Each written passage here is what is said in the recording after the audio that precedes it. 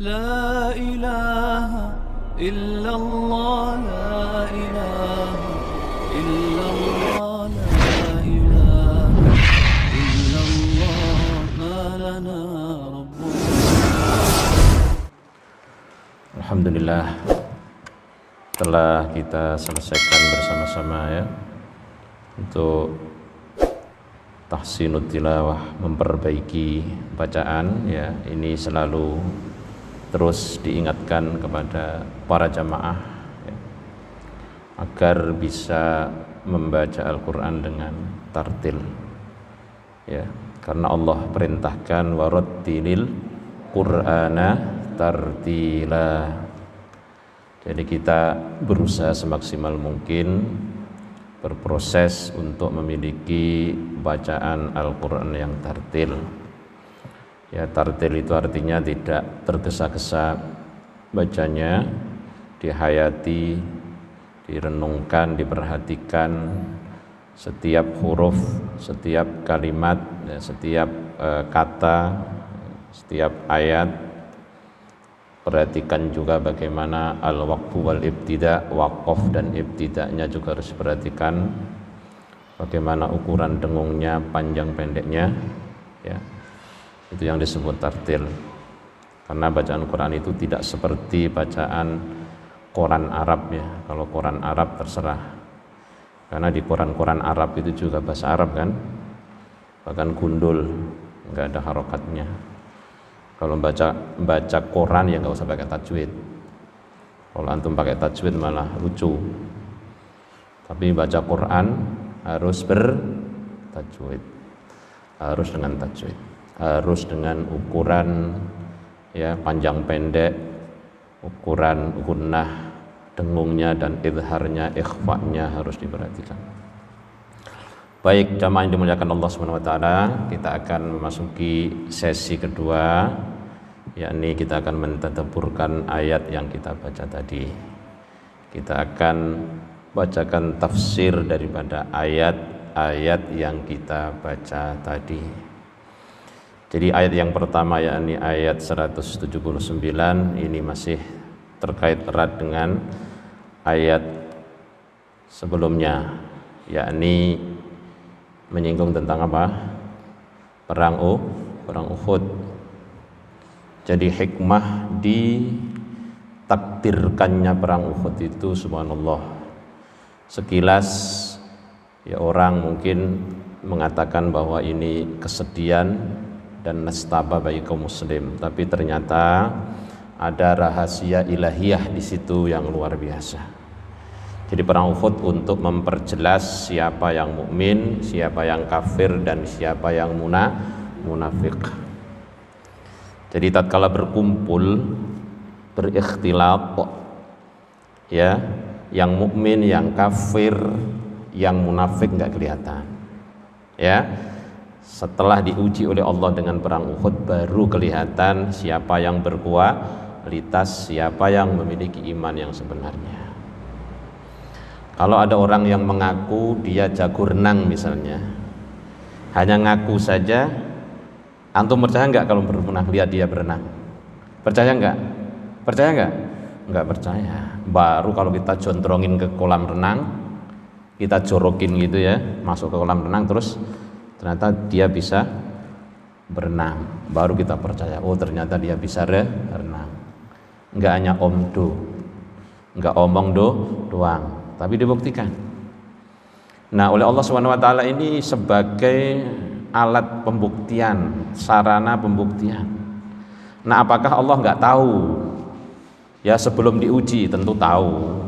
Pasti tahu Allah Subhanahu wa taala. Maha tahu sebelumnya bahkan ya. Tapi untuk sarana agar manusia itu mau belajar. Subhanallah, paham? Ya. Jadi subhanallah ya. Itu ayat pertama. Coba kita baca sekarang ayatnya. Perhatikan, yang bawa tafsirnya juga perhatikan, yang bawa Quran perhatikan. Maka Allahu liyadarul mu'minin. Ya, Allah tidak akan membiarkan orang-orang mukmin ala ma antum alaihi, sebagaimana dalam keadaan kamu sekarang ini. Jadi tidak dibiarkan terus-menerus kaum muslimin ketika mengalami kekalahan, ya. Sebenarnya awalnya itu menang, kaum muslimin itu sudah menang, ya. Kemarin sudah kita bahas kenapa terjadi kekalahan berikutnya, karena ada sikap yang kurang loyal terhadap komando, ya. Nggak boleh turun ke bawah oleh pasukan pemanah itu, malah sebagian besar tuh turun karena tergiur ghanimah. Nah, dari situ kemudian pihak musyrik, ya, orang-orang kafir itu mengatur strategi, ya, jadi berputar ke belakang. Kalau kita pernah umrah atau haji itu Pak, ya, yang sudah pernah lihat Gunung Uhud, ya, gede nggak Pak gunungnya Pak? Gede banget, ya, gede berbukit-bukit begitu. Nah, waktu itu orang-orang kafir dipimpin oleh siapa? Khalid bin Walid sebelum masuk Islam. Memang dia jago, sudah sangat terkenal, panglima yang piawai dia dalam memainkan pedang, dalam mengatur strategi. Nah, akhirnya kaum muslimin mengalami nestapa, kekalahan. Kalau kita ceritakan, ya, waktunya panjang sekali, ya. Ya, kemarin kita sudah, cuma kita singgung sedikit saja. Nah, kemudian setelah itu Allah nggak biarkan, ya. Jadi maka Allah liyadarul mu'min, Allah tidak membiarkan, ya, sebagaimana dalam keadaan kamu sekarang ini, ya. Artinya apa ini, ya? Hatta yamizal khabitha minat thayyib, ay hatta yatamayyazu, ya. Hatta yamizal khabitha minat thayyib, sehingga dia membedakan yang buruk dari yang baik. Ternyata yang ikut perang kepada Rasulullah itu enggak semuanya baik ternyata. Dan memang enggak tahu, Rasul juga enggak tahu kalau di antara orang yang ikut perang Uhud itu ada memang yang niatnya tidak baik. Itu para munafikun. Dan Rasul sendiri kalau enggak dikasih tahu Allah, tahu enggak? Enggak tahu. Jadi Rasul itu bukan nebak-nebak terus kayak peramal itu, enggak. Rasul itu tahu kalau dikasih tahu Allah. Si fulan ini munafik misalnya atau enggak munafik, itu Allah yang ngasih tahu. Kalau enggak, ya Rasul enggak tahu. Kita nanti akan baca ayat bagaimana Allah hanya Allah saja yang tahu tentang ghaib. Ya, nanti ada ayatnya. Ya, jadi kalau ada manusia ngaku-ngaku tahu ghaib, tahu yang samar-samar, itu kita jangan mudah percaya. Makanya kita percaya dukun itu nggak boleh kan, percaya peramal itu nggak boleh, membenarkan peramal itu nggak boleh, karena yang tahu ghaib itu hanya Allah, atau orang yang dikehendaki Allah bisa tahu ghaib itu. Dan ini nggak main-main. Nggak terus semua orang ngaku-ngaku, wah saya ngelihat ini ngelihat itu, sembarangan itu, bahaya nanti, ya. Masya Allah. Jadi ayat ini banyak mengandung pelajaran bagi kita semuanya, ya. Hada wa'dun minallah li rasulih, ini adalah janji Allah. Kalau wa'dun itu janji, kalau wa'idun apa? Kang Muhammad, wa'idun artinya apa?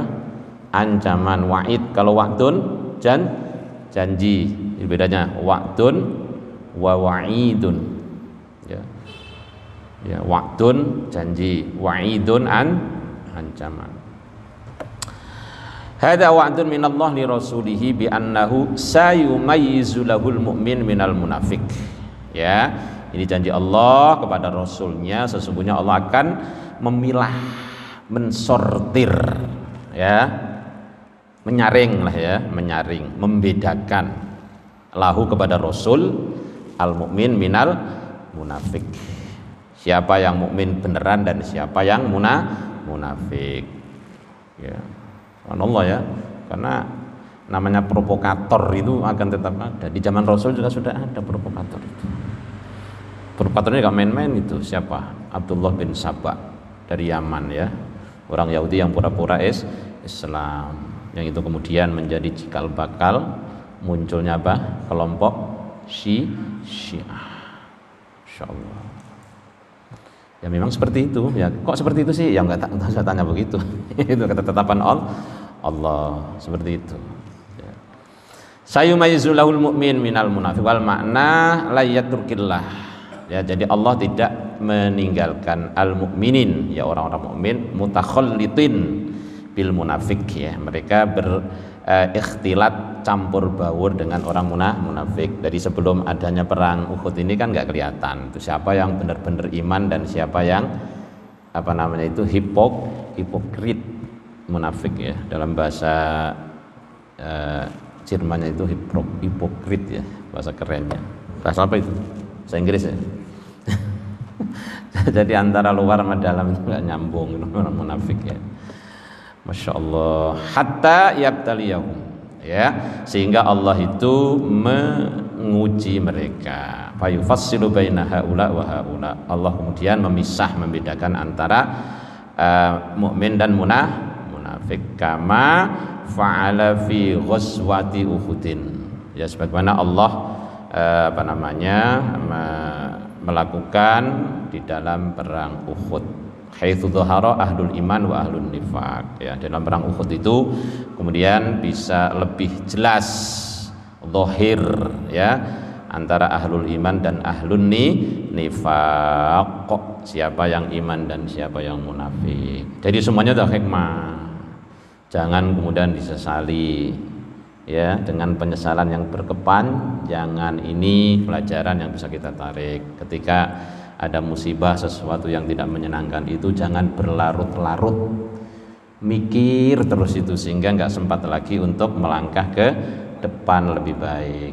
Ini juga diingatkan oleh Allah SWT, kaum muslimin jangan berlarut-larut dalam kesedihan. Bahkan Allah tidak membiarkan kondisi seperti itu ya. Dan di situ ada pelajaran yang luar biasa. Qala Ibnu Katsir ya, Ibnu Katsir mengatakan dalam kitabnya ayla buddha ayyaqida syai'an minal mihnah yutiru fiha waliyuhu wa yuhdahu biha aduwuh ya. Jadi merupakan keharusan ya adanya suatu ujian ya, untuk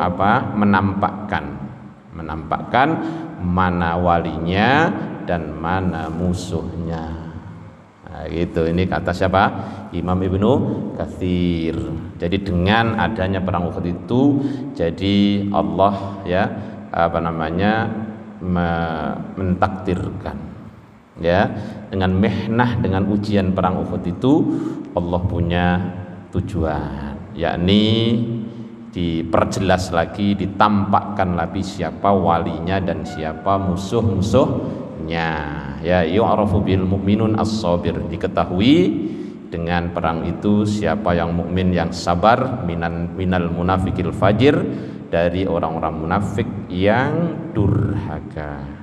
Kama mayyaza bainahum yauma Uhudin, ya sebagaimana Allah ya memilah dan membedakan antara mereka pada perang Uhud.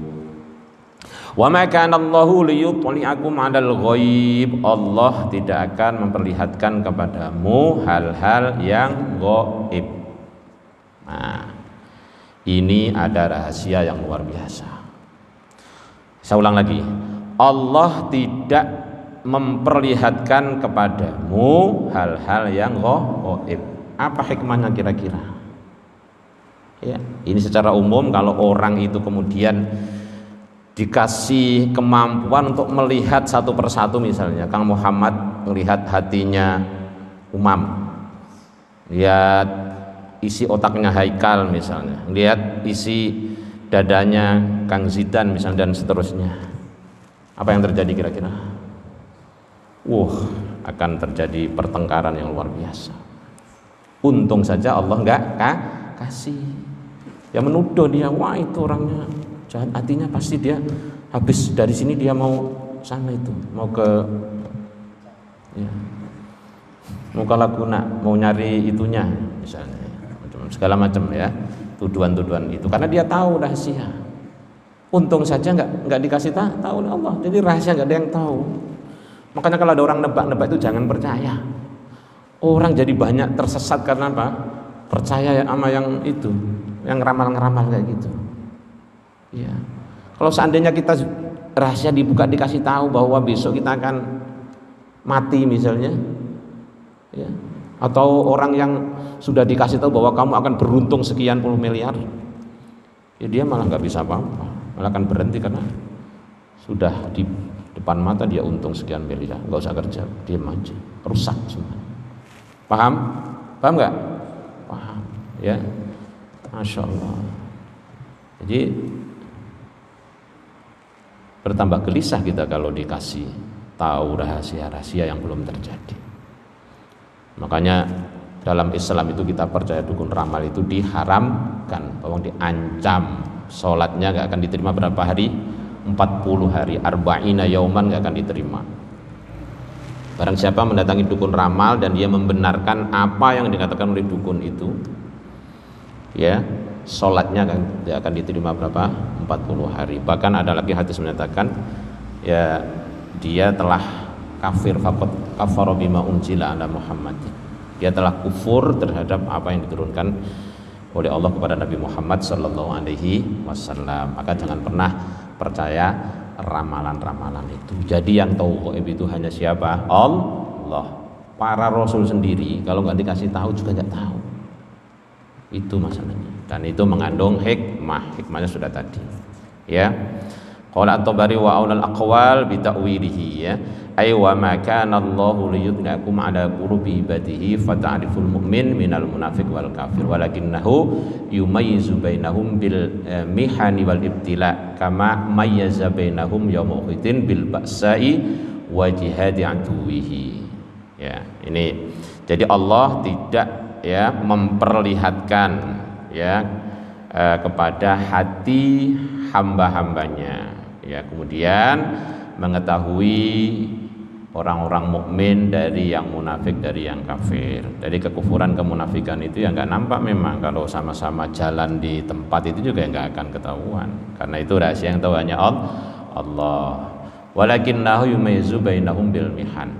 Akan tetapi Allah membedakan di antara mereka itu caranya dengan apa? Dengan ujian. Di antaranya apa bentuknya? Dengan perang Uhud ujiannya. Wal ibtila, ya, ujian apa saja akan ketahuan. Jadi orang itu ketahuan kualitasnya itu kalau menghadapi apa biasanya? Persoalan. Kalau yang normal-normal aja nggak ketahuan.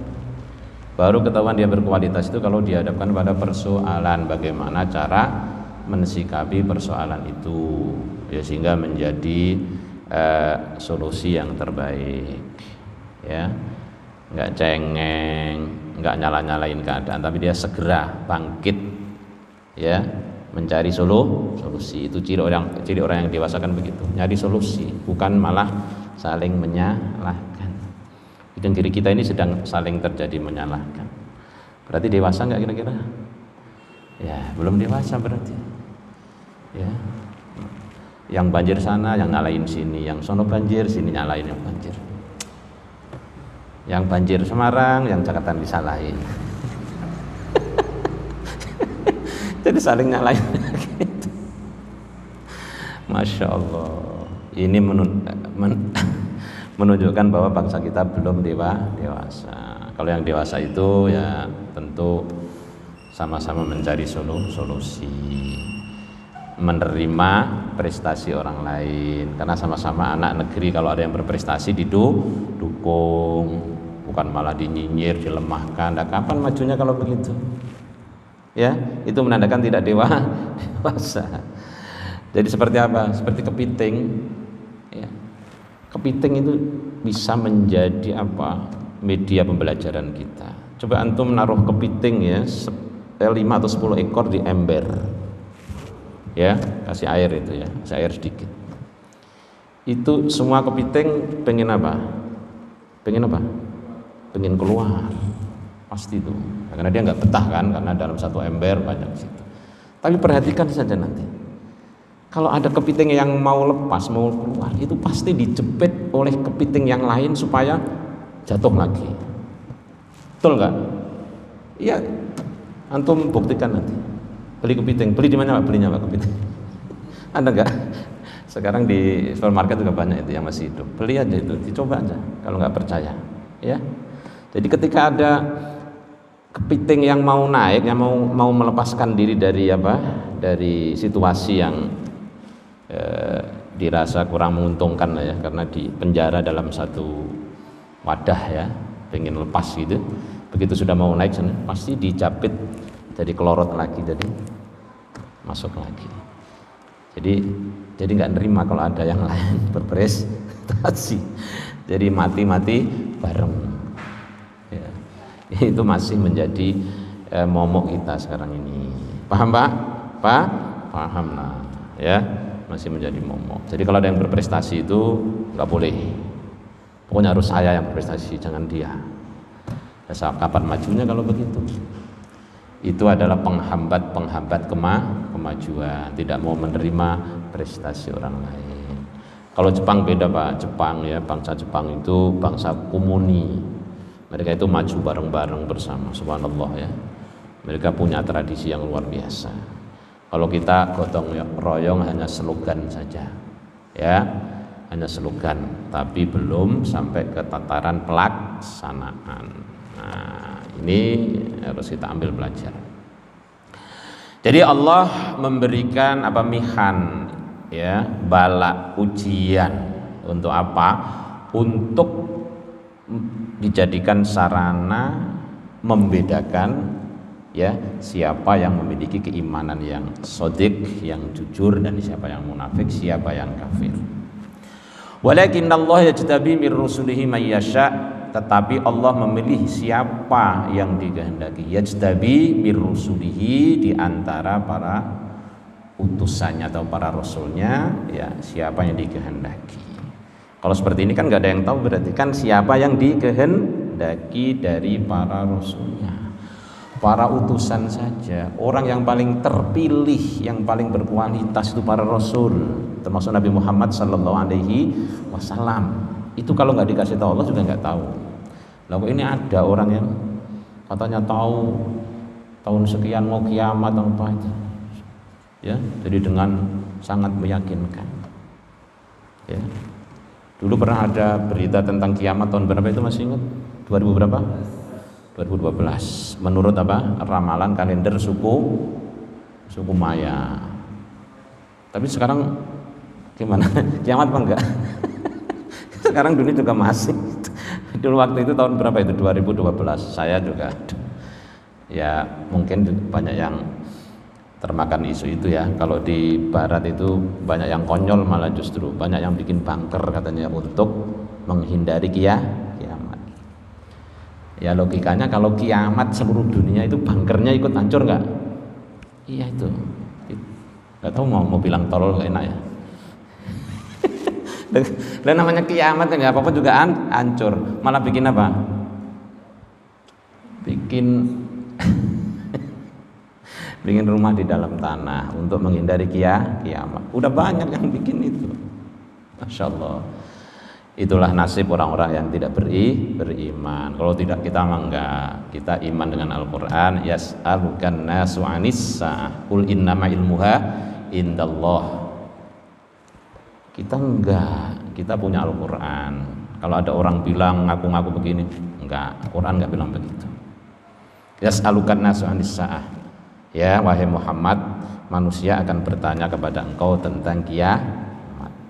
Katakanlah innama ilmuha indallah. Katakan saja urusan kiamat itu ada pada sisi Allah. Saya nggak tahu. Lah kok ada orang ngaku-ngaku melebihi Rasul, masya Allah. Bohong. Jangan bohong saja. Bohong. Itu jelas bohong dong. Makanya orang mukmin itu nggak terombang-ambing. Alhamdulillah kita jadi orang mukmin. Kalau orang yang nggak punya iman ya kayak begitu gambarannya. Terombang-ambing oleh situasi, nggak istiqomah, nggak konsisten. Kalau orang mukmin konsisten pasti, karena semua sudah diberitakan oleh Al-Quran yang kita yakini kebenarannya. Subhanallah. Beruntung antum jadi orang yang selalu baca Al-Quran. Ayakhtaru mir rusulihi may yasha fayutli'ahum ala ghaibihi. Ya, jadi Allah memilih para utusannya, ya, mir rusulihi, ya, sebagian para utusannya, yaitu orang-orang yang Allah kehendaki, ya, memperlihatkan kepada mereka ala ghaibihi, atas ghaibnya, ya, ghaibnya Allah. Kama atla an-nabi, sebagaimana Allah memperlihatkan kepada Nabi sallallahu alaihi wasallam ala halil munafiqina, atas keadaan orang-orang munafik. Ini membuktikan bahwa kalau Rasul nggak dikasih tahu Allah, tahu nggak tahu. Jadi Rasulullah tahu bahwa si fulan munafik atau si fulan nggak munafik itu karena dikasih tahu siapa? Allah Subhanahu wa taala. Itu maknanya walakinnallaha yajtabi mir rusulihi may yasha. Fa aminu billahi wa rusulihi. Ya karena itu imanlah kalian semuanya dengan Allah dan utusannya. Jadi yang kita percaya 100% siapa? Allah dan Rasulnya, atau orang-orang yang berperilaku mengikuti perilaku siapa? Rasulullah Sallallahu Alaihi Wasallam. Sholat kagak, puasa kagak, ngaku-ngaku karena jadi wali, bisa berjalan di atas air. Percaya nggak? Percaya nggak? Duh, masih ragu-ragu ini. Orang Jawa Tengah ini biasanya ragu-ragu. Percaya nggak kalau ada orang seperti itu? Nggak sholat, nggak puasa, nggak apa, dia berjalan di atas air. Percaya nggak sama orang seperti itu? Umam percaya, Mam? Percaya nggak? Nggak percaya. Karena itu juga bisa dibantu siapa? Jin, setan bisa. Ya, makanya semua nggak terombang-ambing tuh lihat dulu. Jangan sholat enggak. Ya, cebok juga belum tentu benar ceboknya. Setahun nggak mandi katanya. Setahun nggak mandi rambut segini, bisa terbang. Ya makanya ya hati-hati. Kita itu, masyarakat kita itu seneng yang kayak begini-begini itu, seneng sekali. Subhanallah.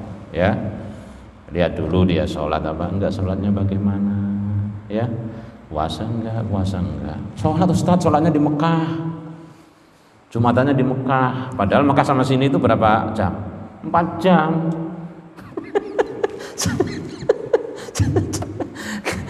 Kan selisihnya 4 jam.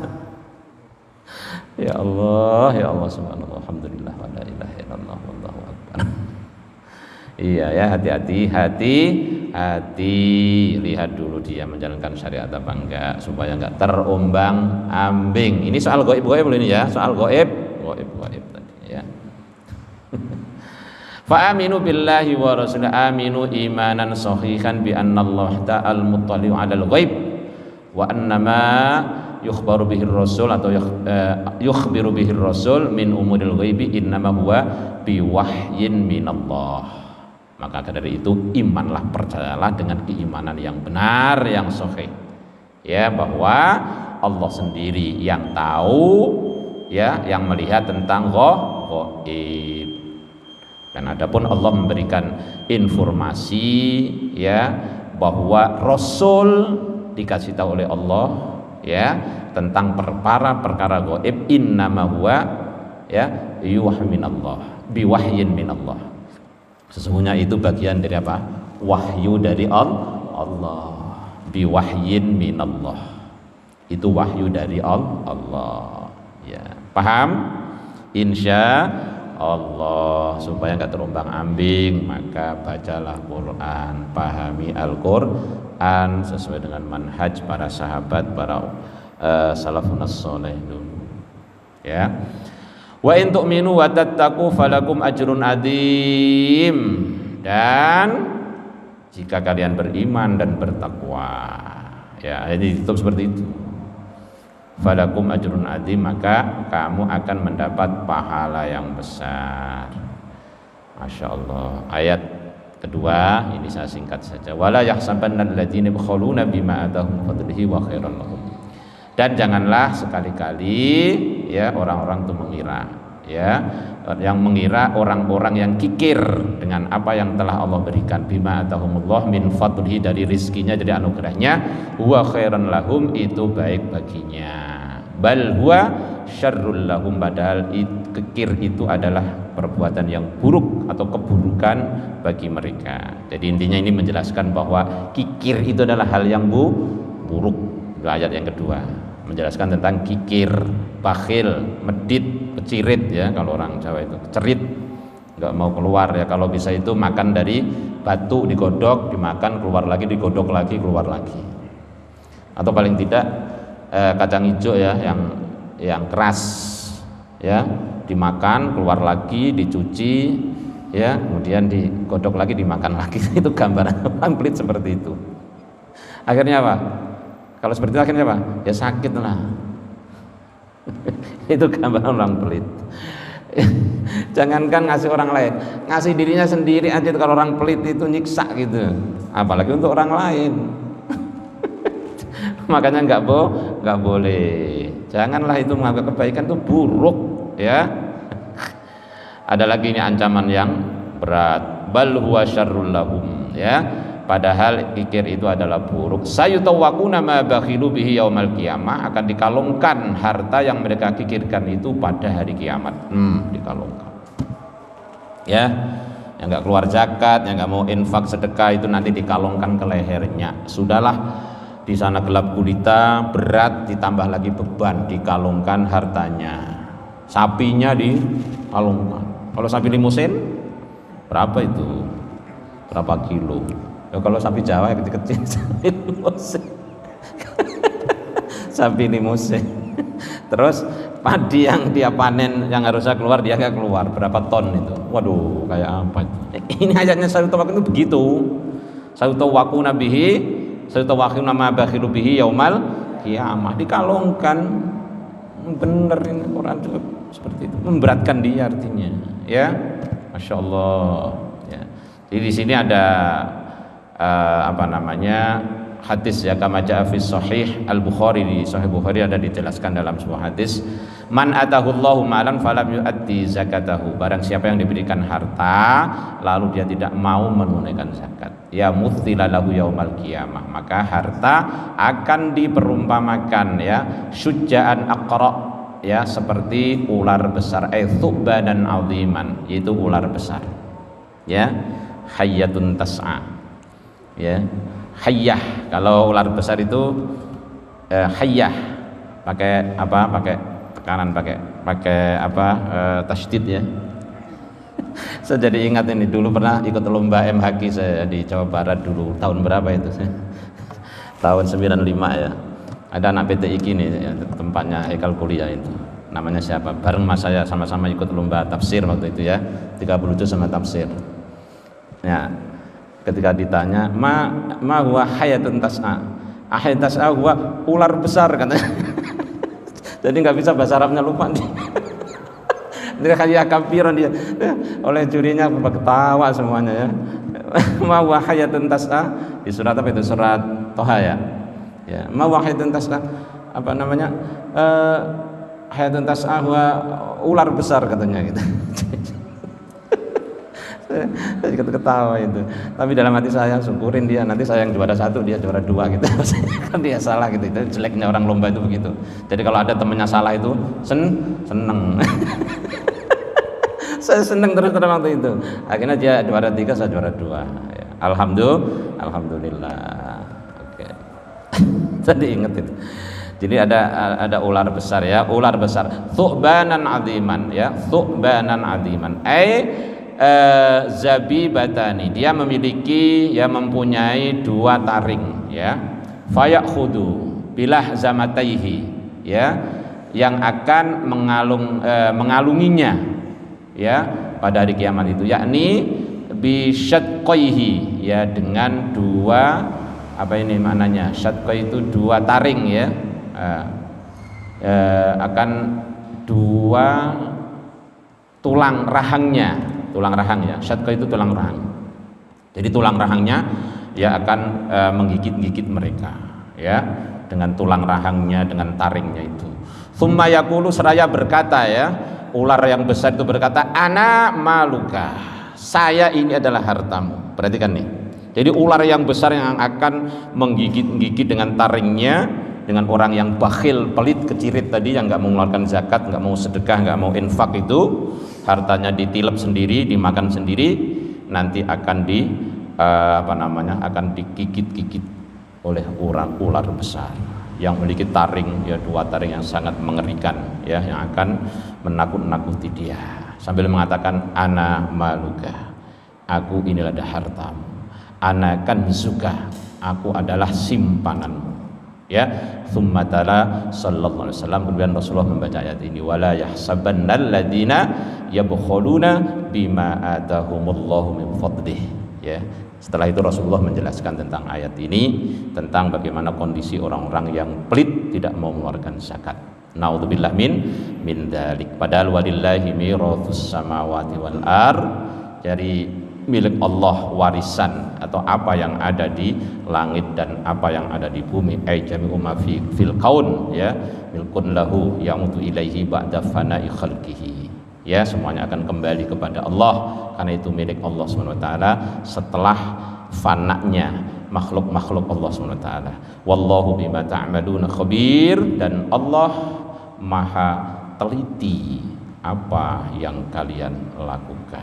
Talibun ala amalikum, Allah melihat atas amal-amal perbuatan kalian. Masya Allah ya, dua ayat yang mulia memberikan edukasi dan pembelajaran bagi kita agar kita senantiasa menambah keimanan dan ketakwaan kepada Allah Subhanahu wa taala dengan melaksanakan perintah-perintahnya dan menjauhi larangan-larangannya. Mudah-mudahan dua ayat ini menambah ketakwaan kita kepada Allah Subhanahu wa taala. Amin ya rabbal alamin. Ini saja yang bisa sampaikan. Mari kita akhiri dengan hamdalah dan kifaratul majlis. Alhamdulillahirabbil alamin. Subhanakallahumma bihamdika asyhadu an la ilaha illa anta astaghfiruka wa atubu ilaik. Assalamualaikum warahmatullahi wabarakatuh.